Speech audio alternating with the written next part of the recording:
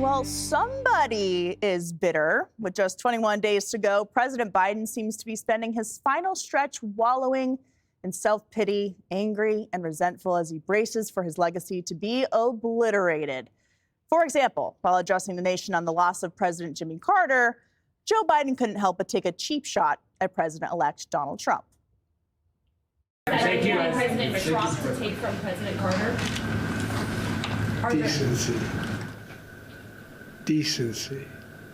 Decency. And that's not his only grievance. Joe Biden told the public that he has no regrets, but behind closed doors, he's full of them.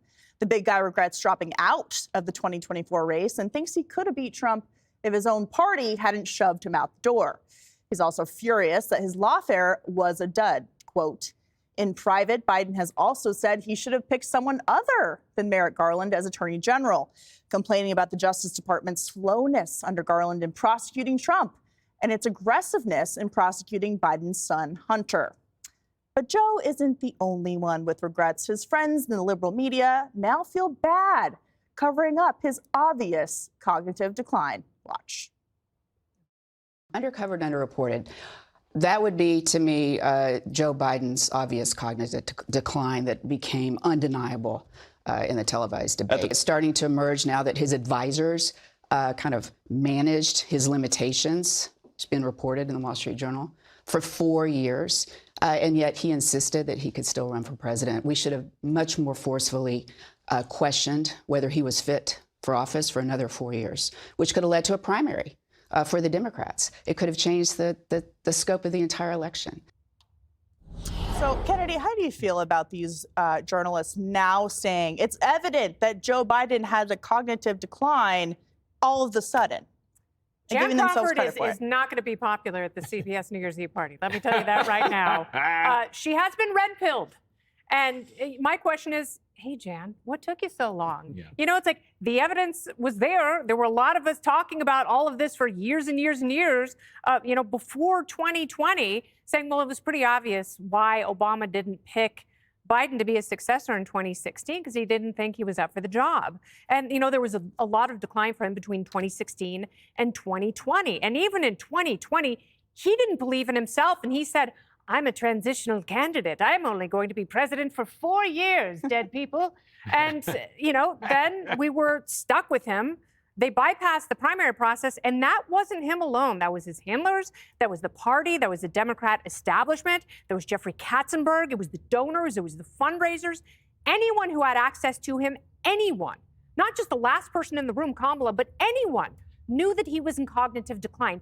Anyone who has had a family member who has experienced things like Alzheimer's and dementia, they know what they were seeing, and they did nothing about it because he was hungry for power. He wanted to hold on to it. His family pushed him to hold on to it, and everyone else around him knew that him maintaining the presidency was a condition of their employment. So they said and they did nothing until now. Those words are absolutely empty and meaningless. Yeah, it's purely ideological. So, Leslie, as the Democrat at the table, it's not that there was a difference in June between Joe Biden in February when Robert Hur came out with the special counsel report saying we can't charge him with a bunch of felonies he's actually committed because he can't remember anything.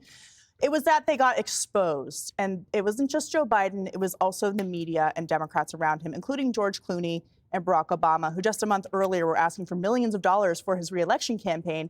And then he comes out to the debate and they're like, oh, now we need a new guy. So how do you explain the lack of transparency, given that Americans saw what was going on, which is why they voted against Kamala Harris and for Trump in November? Well, I don't know. I see decline in Trump. I saw decline in Biden. I mean, at least I'm being honest. I'm not being disingenuous. This is what bothers me, is that with all due respect to Jan, and I'm sure you're right, she's not going to be loved at the Christmas party at CBS. Look, I don't know what rock she's living under, with all due respect, because every time I turned on the channel and the ratings with some of our competitors at other cable news networks who lean left were getting killed. I mean, the ratings were dropping. Why? Because my side was going, stop just talking about Biden's decline. Stop just talking about Biden's dementia. Why aren't you talking about the decline of Donald Trump as well? I think it was valid to talk about this for both candidates, to be honest. Do you think those networks were covering his decline? Because I don't. I did. Yes, absolutely. Absolutely. Other channels were not Well, if touching they this were I story. covering it, disagree. then why is Jan Crawford saying it's the most underreported story of the year? Again, with all due respect, one person's opinion, it does not mean that is a fact or be the opinions of everyone else. I disagree with her. And well, you know, you also had- I'm a Democrat, but I disagree with They her. were literally telling us, I'm sorry to jump in, on the eve of the debate, when he glitched out so poorly he was forced off the ticket, they were telling us that morning these were cheap fakes. That's what the liberal media the was White saying. House They were saying, no, podium. you imagine this. If you look from this angle, he actually ran the 100-meter hurdles and broke the world record. Yep. From that angle, it looks like Obama let him off the stage. That's the cheap fake angle. But in the real that's angle, not what I said, although you're going to get other your networks- chair that you said you were going to throw other at me. Other networks. Joe Scarborough was on TV and he said, F you if you can't handle the truth. Right. This is the sharpest Joe Biden has ever been. He Right. said that. This is I'm not gonna just- say this you is not said just that. one journalist. I Thank didn't you. say that, and I don't agree with that either. But I also did not agree with the George Clooney's of the world. Like we asked him, no offense, George, what his opinion was, who our candidate was going to be, because I really felt it was a horrific debate. But I felt you just don't walk away after one. I'm sorry. I really felt he would have had a stronger showing, even if he didn't beat Trump, So, than Charlie, Kamala Harris. I really do. At the end, let's go back to Joe Americans like Biden's to know. legacy and his record. Delusion is a hell of a drug. Indeed. But Stop. I'm one not thing delusional. that Joe Biden is reportedly talking about behind closed doors, Charlie, and I think the most significant thing that he says to people who aren't out in the public is that he believes he should have picked a different attorney general because Merrick Garland did not engage soon enough in the lawfare to take him off of the campaign trail. I mean, that is a democracy-ending principle if you want to throw your opponents in jail because you can't run against them. I had to read that part of the story like 4 times because I was like, there's no way that he's blaming the picking of Merrick Garland because Merrick Garland wasn't politicized enough against Donald Trump. Yeah. It was, and the whole article was so delusional. And the idea that he, if he had stayed in the race, he was going to beat Donald Trump is laughable. I also think it's kind of interesting that if it was all these anonymous sources. You had the Harris camp and you had the Trump camp, and the Biden camp, and they're whispering behind the scenes, each of them pointing fingers at the other. Because the Harris campaign says, oh, if he had gotten out sooner, I would have been able to beat him. Stop. And it's like, no, you spent over $1 billion in 100 days and lost. If she had had 200 days, she would have lost worse, I think. And so the whole thing is complete. You're right.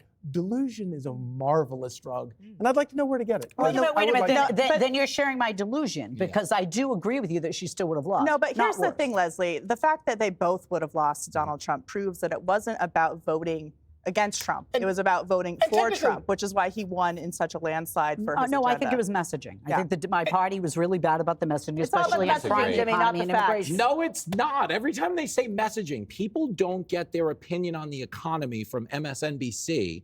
They get it from their bank account. They get it from their cash register. That's the real messaging. What the media is doing here is they're engaging in this exercise of retroactive ass covering. Okay, on the Biden dementia story, they're trying to make it look like they got it wrong, which implies that there was an effort to get it right, which we all know was not the truth. Like they didn't know. The idea that this was the most underreported story of 2024, it was the most underreported story of 23, 22, 21, and 2020. Joe Biden is the only president in history who makes the sign language interpreter shrug.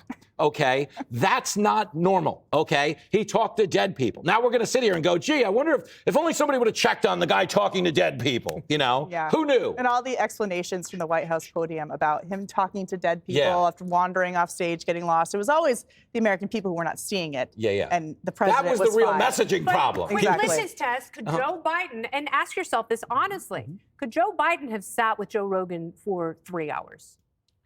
If that is the litmus test to The be answer is- president, the answer is then I still need no. to move. Okay, No, I'm sorry. but the answer, I'm a Kamala talk show Harris. host. That should not Kamala be the Harris litmus The answer is no. What? Yeah. 18 years younger than Donald Trump. She could not have done it. No, she couldn't she- have, by her own no. admission, she could not She have sat should for have 3 done hours. it. She She couldn't should do have it. Could done not it, have but done that it. Joe should Biden not. couldn't have done it. She And should yes, have done that it, is but an that should important not thing determine to who our be able to president sit is. I don't for care what 3 party you're in. hours and have a contemporaneous, spontaneous, not specifically- challenging discussion because there aren't a lot of people who can do that. There certainly aren't a lot of people running for president who could do it. And there's certainly only one person who's going to be president who could do it and did it. But And you know what? You speaking can have of, 5 people sit there, we and not gotta 5 are going to run win the presidency. To the next block.